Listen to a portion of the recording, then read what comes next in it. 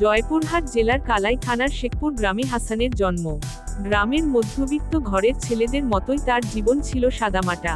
ছোটবেলা থেকেই পরিবারকে আর্থিকভাবে সাহায্য করার চিন্তা তার মাথায় ঘুরপাক খেত।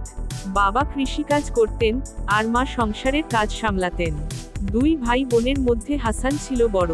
পরিবারের প্রতি দায়িত্ববোধ তার জীবনকে সময়ের আগেই পরিপক্ব করে তুলেছিল। মাধ্যমিক স্কুলের গণ্ডি পেরিয়ে হাসান আর পড়াশোনা চালিয়ে যেতে পারেনি। সংসারের চাপে তাকে জীবিকার খোঁজে নামতে হয়।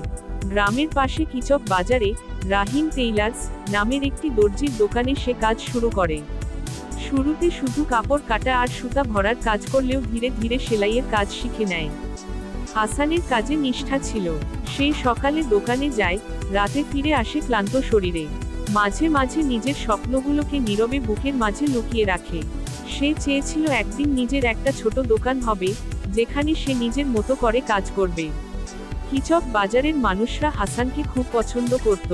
তার হাসিমাখা মুখ আর সৎ ব্যবহারে সবাই তাকে আপন মনে করত। দোকানের মালিক রাহিম ভাইও তাকে অনেক স্নেহ করতেন। কখনো কষ্ট পেলে সে গ্রামের মসজিদের পাশে গিয়ে বসে থাকত, আল্লাহর কাছে মনের কথা বলতো। আর নতুন করে সাহস পেয়ে আবার কাজে মন দিত। হাসানের জীবন খুব বড় কিছু নয়, তবে সে জানে, সৎভাবে জীবনযাপন করাটাই বড় কথা। পরিবারের মুখে হাসি ফোটানোই তার জীবনের সবচেয়ে বড় স্বপ্ন। আজও সে কিচক বাজারে সেলাই মেশিনের টুংটাং শব্দের মাঝে জীবন গড়ার স্বপ্ন বুনে চলে।